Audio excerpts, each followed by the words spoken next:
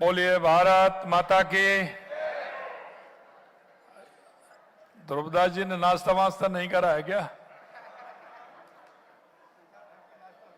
नाश्ता करा है तो एक बार जरा जोर से बोलेंगे। और भोजन भी है, इसलिए ये भी कह रहा हूं कि भोजन भी कराएंगे, चिंता मत करिए। बोलिए भारत माता की, भारत माता की। आज के इस अंतर्राष्ट्रीय वैश्य महासम्मेलन में मंच पर विराजमान कैबिनेट में मेरी साथी और उप मुख्यमंत्री श्रीमती दिया कुमारी जी, हमारी पार्टी के माननीय प्रदेश अध्यक्ष जी, राज्यसभा सांसद माननीय मदन राठौड़ जी, कैबिनेट में मेरे दूसरे साथी सहकारिता मंत्री भाई गौतम दत्त जी, हमारे भीलवाड़ा के लोकप्रिय सांसद भाई दामोदर अग्रवाल जी, हमारे मालवीय नगर के लोकप्रिय विधायक पार्टी के वरिष्ठ नेता कालीचरण सराफ जी, राष्ट्रीय अध्यक्ष अंतर्राष्ट्रीय वैश्य महासम्मेलन अशोक अग्रवाल जी, प्रदेश अध्यक्ष अंतर्राष्ट्रीय वैश्य महासम्मेलन एन के गुप्ता जी, भाई ताराचंद जी, प्रदेश प्रभारी अंतर्राष्ट्रीय वैश्य महासम्मेलन ध्रुवदास अग्रवाल जी, प्रदेश महामंत्री अंतर्राष्ट्रीय वैश्य महासम्मेलन गोपाल गुप्ता जी, प्रदेश के युवा अध्यक्ष अंतर्राष्ट्रीय वैश्य महासम्मेलन मनीष गुप्ता जी, महिला प्रदेश अध्यक्ष अंतर्राष्ट्रीय वैश्य महासम्मेलन चारू गुप्ता जी, सुनील जैन जी, केदार गुप्ता जी, श्रीमती सीमा सेठी जी, और इस कार्यक्रम में आए राजस्थान के कोने कोने से सभी मेरे भाई और बहनों, सबसे पहले तो मैं आप सभी का यहां पधारने पर, क्योंकि राजस्थान की राजधानी जयपुर में सभी आप पधारे हैं, आप सभी का मैं हृदय से स्वागत करता हूं, अभिनंदन करता हूं।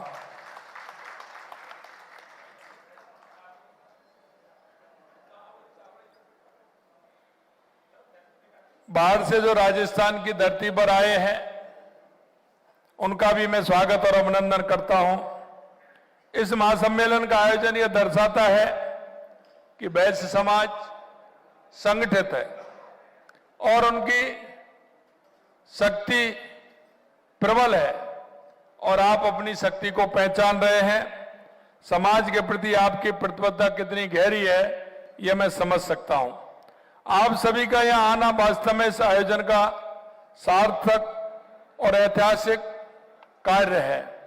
आप राजस्थान आए हैं तो राजस्थान स्थापना दिवस के कार्यक्रम भी चल रहे हैं, इसलिए मैं साथियों आपसे मैं कहना चाहता हूं कि इस महासम्मेलन का आयोजन और भी विशेष इसलिए हो जाता है कि राजस्थान दिवस की पूर्व बेला पर आप एकत्रित हुए हैं। आप सभी जानते हैं कि राजस्थान की स्थापना लौह पुरुष सरदार वल्लभ भाई पटेल की दूरदर्शिता और अथक प्रयास के फलस्वरूप 30 मार्च 1949 को भारतीय नववर्ष की चैत्र शुक्ल प्रतिपदा रेवती नक्षत्र इंद्र योग के शुभ अवसर पर हुई थी। और हमारे ये बृहद राजस्थान आप देख सकते हैं, ये राजपूताना के नाम से ये राजस्थान जाना जाता था, लेकिन जब इसकी स्थापना हुई तो तत्कालीन गृह मंत्री सरदार वल्लभ भाई पटेल जी ने उसको, जब वो स्थापना हुई तो नव वर्ष की चैत्र शुक्ल प्रतिपदा को की थी। और हम जानते हैं कि हमारे कोई भी कार्यक्रम जो होते हैं वो हमारे ग्रह नक्षत्रों को देख करके होते हैं, शुभ घड़ी को देख करके होते हैं।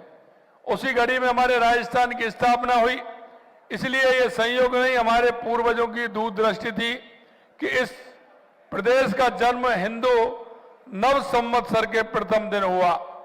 इसलिए हमने निर्णय लिया कि चैत्र शुक्ल प्रतिपदा के इसी पावन दिन राजस्थान दिवस मनाया जाएगा। और ये इस वर्ष 19 मार्च को यह गौरवशाली दिवस पूरे राजस्थान में हर्षोल्लास से मनाया जाएगा। यह उत्सव केवल एक तारीख का उत्सव नहीं है, यह राजस्थान की आत्मा की और उसकी संस्कृति का और गौरवशाली इतिहास का उत्सव है। राजस्थान स्थापना दिवस के कार्यक्रम आज से प्रारंभ हुए हैं, इसलिए मैं आपको राजस्थान दिवस की आप सभी को बहुत बहुत शुभकामनाएं और बधाई देता हूं। मित्रों, जब हम भारत के इतिहास को देखते हैं, चाहे आजादी के समय का हो, उसके बाद का हो, या महाराणा प्रताप से लेकर के महाराजा सूरजमल जी का इतिहास हो, जिस तरह से भाभा साहब का योगदान रहा है और वैश्य समाज का इस देश के लिए, राष्ट्र के लिए जो योगदान रहा है, वो किसी से छुपा हुआ नहीं है। भारत के इतिहास को देखते ही तो वैश्य समाज का योगदान सदैव अग्रणी रहा है। वैश्य समाज इस देश की आर्थिक रीढ़ है। यह वही समाज है जिसने हजारों वर्षों की इस देश की अर्थव्यवस्था को थामे रखा। मैं आपसे कह सकता हूं, जब भारत को सोने की चिड़िया कहा जाता था, जब भी इस समाज का बहुत बड़ा योगदान था, हम कह सकते हैं कि आपका, क्योंकि जब हमारी संस्कृति के काम के भाग जब अलग अलग हुए थे, तो आप पर समाज के वो दायित्व था कि कोई भी व्यक्ति निराश नहीं हो, किसी को किसी तरह की परेशानी नहीं हो, और वो सामाजिक दायित्व के माध्यम से वो आपके अंदर आज भी वो इति है कि कौन आदमी कैसा है, उसकी किस तरह से उसके जीवन में खुशहाली आए, कोई भी आदमी भूखा नहीं सोए, कोई आदमी किसी भी प्रकार की कमी नहीं हो, और हम उसके आपूर्ति का काम भी करते हैं कि कोई भी काम की क्या आवश्यकता है, उसको कैसे मिलेगी। तो आप अपने व्यापार के माध्यम से समाज में जिस तरह से काम करते हैं, मैं इतना ही कह सकता हूं कि देश की आजादी के बाद भी जब भारत को अपने पैरों पर खड़ा होना था, तब छोटे छोटे व्यापारियों से लेकर के बड़े उद्योगपति सब मिलकर देश की अर्थव्यवस्था की नींव रखी। आज देश के कोने कोने में जो व्यापार, उद्योग, रोजगार फल फूल रहा है, उसमें वैश्य समाज का बहुत बड़ा योगदान है। और मेरे को एक बात की खुशी और होती है, जब मैं देश के विभिन्न प्रदेशों में जाता हूं या विभिन्न देशों में मैं जाता हूं, तो मैं देखता हूं कि जो हमारे प्रवासी भाई हैं, उनके जब मैं देखता हूं तो निश्चित रूप से मन में प्रसन्नता होती है, क्योंकि उन्होंने अपना व्यापार तो बढ़ाया ही है, लेकिन व्यापार के साथ वो अपने सांस्कृतिक कार्यक्रमों से जो जुड़े हुए हैं, वो हमारी राजस्थान की मिट्टी से जुड़े हुए हैं। क्योंकि हमारे राजस्थान के हर हमारा व्यापारी जो बाहर रहता है, वो कोई ना कोई सामाजिक सरोकार के कार्य से जुड़ा हुआ है, चाहे वो शिक्षा के क्षेत्र में हो, चिकित्सा के क्षेत्र में हो, चाहे वो मंदिर धर्मादा के क्षेत्र में हो, सेवा के क्षेत्र में हो, गौशाला के क्षेत्र में हो। मैं कह सकता हूं कि हमारा राजस्थानी भाई जो भी है, और उसमें वैश्य समाज का भी धन्यवाद देता हूं कि अधिकतर उसमें हमारे वैश्य समाज के लोग हैं, जो हमारी संस्कृति और हमारी सामाजिक जो उनके मन में भाव है, वो उन्हीं के कारण है। और मैं कहना चाहता हूं आपसे कि आपने देखा है कि हमने पहली साल में राइजिंग राजस्थान किया था, और राइजिंग राजस्थान में मैं कह सकता हूं कि सबसे ज्यादा बढ़ चढ़ के आप लोगों ने हिस्सा लिया। 35 लाख करोड़ के एमओयू हुए, और आज मैं कह सकता हूं कि 8 लाख करोड़ से ज्यादा के काम धरातल पर उतारने का काम किया है।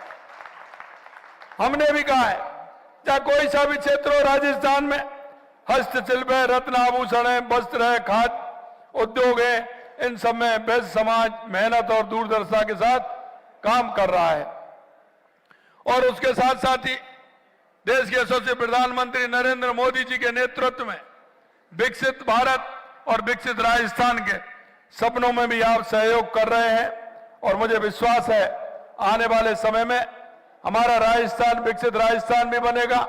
उत्कृष्ट राजस्थान भी बनेगा, क्योंकि राजस्थान के अंदर आज भी बहुत सारी गुंजाइश है जो हम काम करते हैं। मेरे भाई और बहनों, मैं इतना ही कहना चाहता हूं कि लगातार हमारी सरकार आपके सहयोग में पूरी तरह से खड़ी है।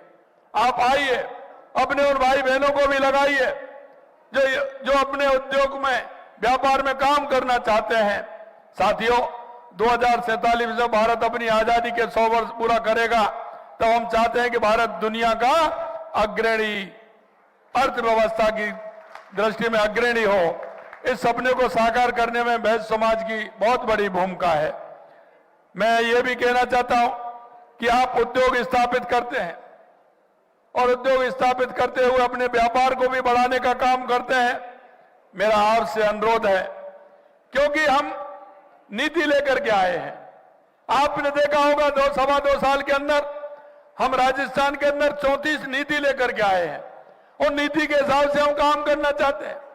पहली सरकारें होती थी तो शकल देख करके काम करती थी, उसमें भ्रष्टाचार की स्थिति बनती थी। मैं आपको एक ही बात कहना चाहता हूं, हमने पूरी नीति बना करके उसको किसी भी प्रकार की, हमारे किसी भी व्यापारी भाई को परेशानी नहीं आए, इसलिए हम उसमें काम कर रहे हैं।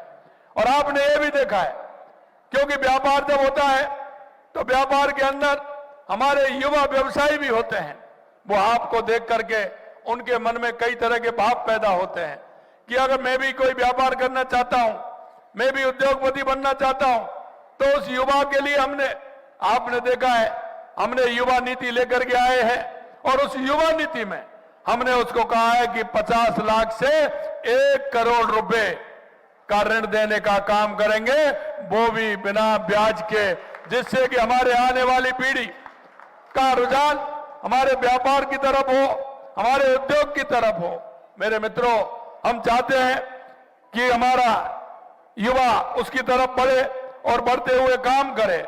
मैं आपसे भी एक बात कहना चाहता हूं, और वो इसलिए कहना चाहता हूं कि हमारे जो उद्योगपति हैं, मैं कई बार कहता हूं, जब उनसे पूछते हैं आपका उद्योग 1 यूनिट है, 2 हो गई, 3 हो गई, लेकिन जब हम उनसे पूछते हैं कि आपका उद्योग कैसा चल रहा है, कोई दूसरा भी पूछता है कैसा चल रहा है, तो आप एक ही बात कहते हैं, साहब टाइम पास हो रहा है, काम चल रहा है। अरे भाई, एक बात बताओ, आपका काम ही चल रहा होता तो 1 यूनिट से 3 हो जाती क्या? आप बताइए अध्यक्ष जी, हो जाती क्या? 1 से 2, 2 से 3 हो रही हैं। अरे भाइयों, मैं आपसे कहना चाहता हूं, हमारे उस व्यापार में हमारे युवा साथियों को बढ़ाइए, हमारी युवा बहनें, मैं देख रहा था कल CII के कार्यक्रम में गया था, हमारी युवा बहनें भी आगे बढ़ रही हैं। मैं मेरी बहनों से भी कहना चाहता हूं, मेरे युवाओं से भी कहना चाहता हूं, आप आइए उद्योग में, उद्योग लगाइए, और उद्योग अगर लगाओगे तो निश्चित रूप से आप नौकरी लेने वाले नहीं, नौकरी देने वाले बन जाओगे, ये भी मैं विश्वास दिलाता हूं। और मैं व्यापारी भाइयों, KL जैन साहब बैठे हैं हमारे पुराने, मैं आपसे एक बात जरूर कहना चाहता हूं, देखिए मन का भाव है, क्योंकि आप भी याद करिए, जब आपने कोई अपना उद्योग लगाया होगा तो किसी ना किसी की आपको सपोर्ट मिली होगी, किसी ना किसी ने आपको सहयोग किया होगा, लेकिन उसके मन में आज भी आपके प्रति वो, आपका उसके प्रति भाव और सम्मान है। अगर आप किसी छोटे भाई बहन को, उसको तो उद्योग लगाना है, उसके मन में आ गई तो उसके सपने तो पूरे होने हैं, लेकिन आप उसके सहयोगी बन करके जीवन भर उसके मन में उतर जाइए, उसको एक अच्छा काम बता करके।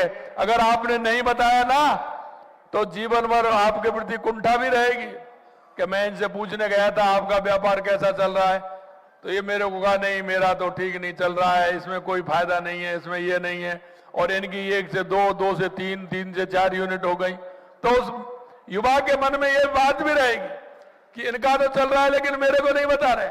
मैं आपसे यही कहना चाहता हूं, जितना हमारा व्यापार होगा उतना ही हमारा राजस्थान विकसित होगा, जितने हमारे उद्योग बढ़ेंगे उतना ही हमारी राजस्थान विकसित होगा। इसलिए आप सभी उन युवा भाई बहनों का ध्यान में रखते हुए ये काम भी आप करेंगे।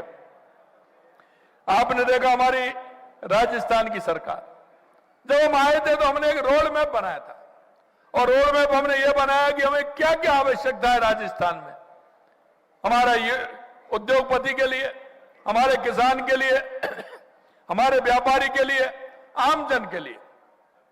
तो हमने देखा पहले हमारे राजस्थान में पानी की आवश्यकता है। मित्रों, मैं आपसे कहना चाहता हूं, राजस्थान में हर जिले में हमने पानी के लिए काम किया है, और आपको यह भी विश्वास दिलाता हूं, आने वाले समय में चाहे हमारा राम जल सेतु योजना ERCP हो, यमुना समझौता जो हमारा हुआ है वो हो, चाहे इंदिरा गांधी गंग नहर हो, नर्मदा हो, सोम कमलाम से हमारा जवाई बांध भरे, देवास स्कीम हमारी हो, चाहे ब्राह्मणी नदी से पानी आए या माई को जोड़ करके सोम कमलाम में हम पानी लाएं, मैं बताना चाहता हूं, आने वाले समय में राजस्थान में किसी भी प्रदेश से कम पानी नहीं होगा, यह भी मैं आपको विश्वास दिलाता हूं। इसलिए उद्योगों के लिए भी पानी की आवश्यकता होती है, तो वो भी हम कर रहे हैं। दूसरी आवश्यकता बिजली की थी, लगातार बिजली के क्षेत्र में हम काम कर रहे हैं। हमने किसानों से कहा कि आपको हम 2027 तक दिन में बिजली देंगे, उद्योगपतियों से कहा कि हम आपको 2027 में 24 घंटे पूरी बिजली देंगे, और हमने हमारे कस्टमर से कहा कि आपको भी घरेलू बिजली 24 घंटे देंगे। आपको मैं विश्वास दिलाता हूं कि 22 जिलों में किसान को हमने दिन में बिजली देना प्रारंभ कर दिया है। हमने 2 साल के अंदर 8,261 मेगावाट बिजली पैदा की है।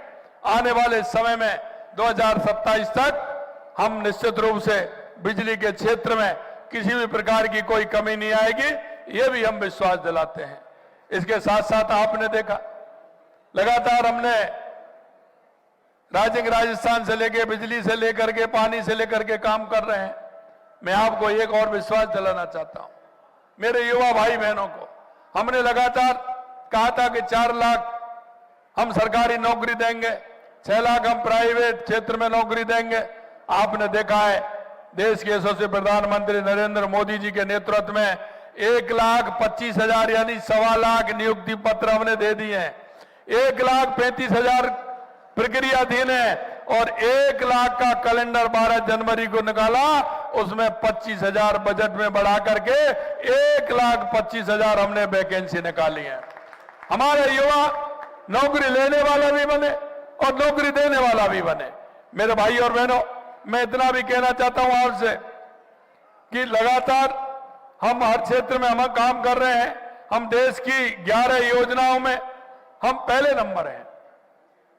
11 योजनाओं में देश की में हम पहले नंबर हैं।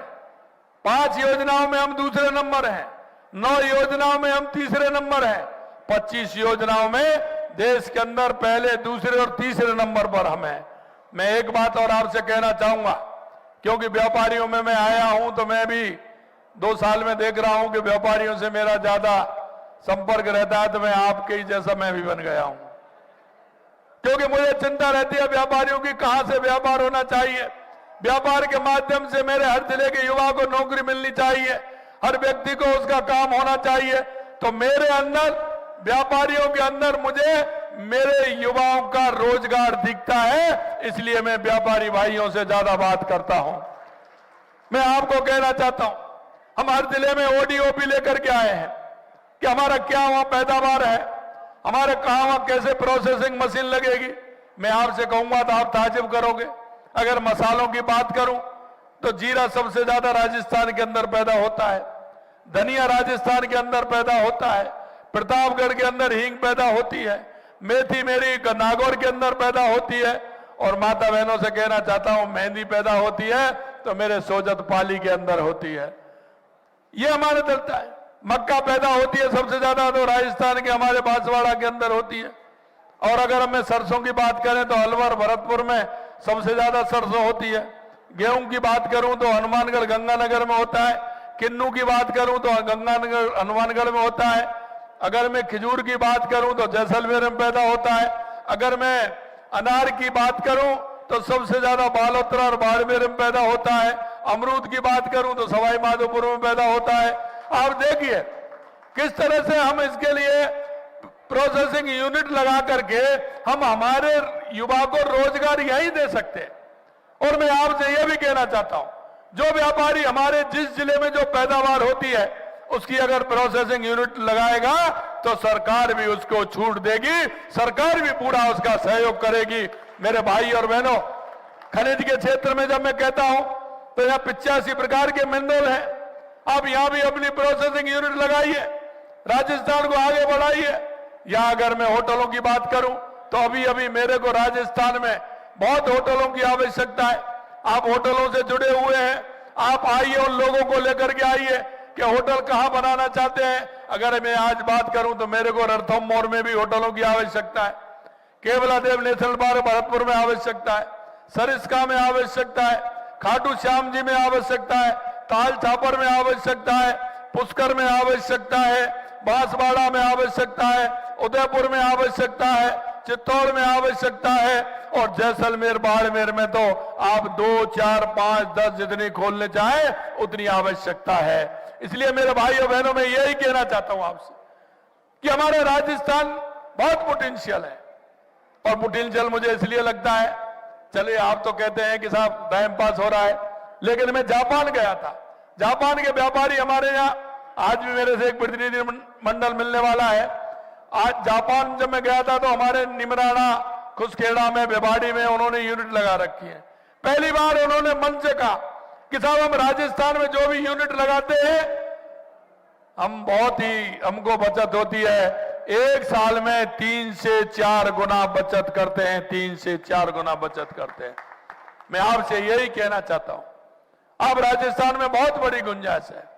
आप अपना कार्यक्रम बनाइए, किस उद्योग से आप जुड़ना चाहते हैं, एक दूसरे से मिले हुए हैं, उन उद्योगों से मिलिए। सरकार पूरी तरह से आपका साथ देगी और साथ देते हुए हम हमारे राजस्थान में विकास के इतिहास लिखेंगे। भाइयों बहनों, अंत में मैं आपसे इतना ही कहना चाहता हूं कि हर व्यक्ति का राज्य के विकास में योगदान रहे, क्योंकि हम इस प्रदेश के एक नागरिक भी हैं। नागरिक होने के नाते हमें यह दायित्व भी निभाना चाहिए कि केंद्र और राज्य सरकार की जो हमारी योजना है, वो योजना जो चल रही है, उन योजनाओं का लाभ हर व्यक्ति तक पहुंचे। गांव में, मेरी कॉलोनी में, मेरे पड़ोस में, मेरे अपार्टमेंट में ऐसी कौन सी मेरी बहन है, मेरा भाई है, मेरे बुजुर्ग हैं जिनको आवश्यकता है, क्योंकि शिक्षा भी फ्री है, चिकित्सा भी फ्री है, और भी कई योजना जो चल रही है। आज मुझे खुशी हुई थी जब मैंने सुबह प्रधानमंत्री सम्बल योजना के अंदर, स्वनिधि योजना के अंदर, जब मैंने मेरी बहन को 50,000 रुपए का चेक दिया था। मैं आपको बताना चाहता हूं, वो बहन है जो सड़क पर बैठ करके सब्जी बेचने का काम करती है। हमने उन बहनों को जिनको अपना व्यापार बढ़ाए, उसमें बचत ज्यादा कैसे हो सकती है। जैसे मैं आपसे कहना चाहता हूं, फसल पर हम कोई भी सामान खरीद लेते हैं तो वो सस्ता होता है, बाद में वो महंगा होता है। अगर स्टॉक आता है तो उसमें हम ज्यादा खरीदेंगे तो उसको बचत ज्यादा होगी। और पहले हम उसको 10,000 देते हैं, 15,000, अब 20,000 कर दिए। पहले 20,000 देते हैं, दूसरी किस्त में 40,000 देते हैं, फिर उसमें 80,000 देते हैं, फिर उसमें 1,20,000 देते हैं, और जब भर देते हैं तो कोई ब्याज भी उस पर नहीं है।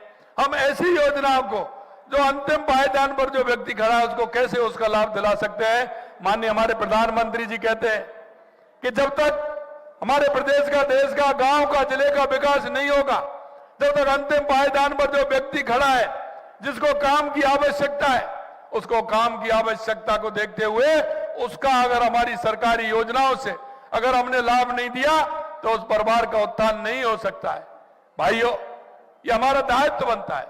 आपने देखा है, आप अच्छी तरह से जानते हो, जब पैसे की बात आती है तो सबसे पहले अगर कोई किनारा करता है तो घर वाले ही करते हैं, भाई करते हैं, चाचा ताऊ करते हैं।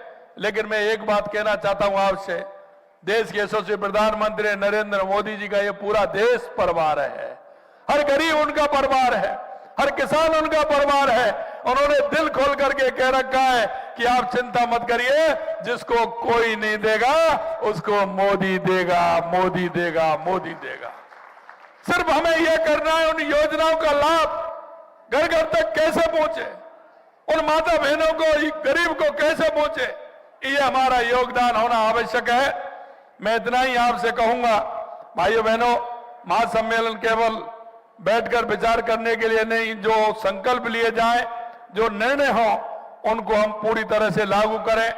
हमारे जितने भी जिले हैं, उन जिलों से हमारे प्रतिनिधि में देख रहा था, जैसलमेर से भी मेरे को दिख रहे थे, अलवर से भी दिख रहे थे, बाड़मेर से भी है, बालोतरा से भी है, सवाई माधोपुर, भरतपुर, सभी जगह से, अलवर से, सभी जगह से आए हैं।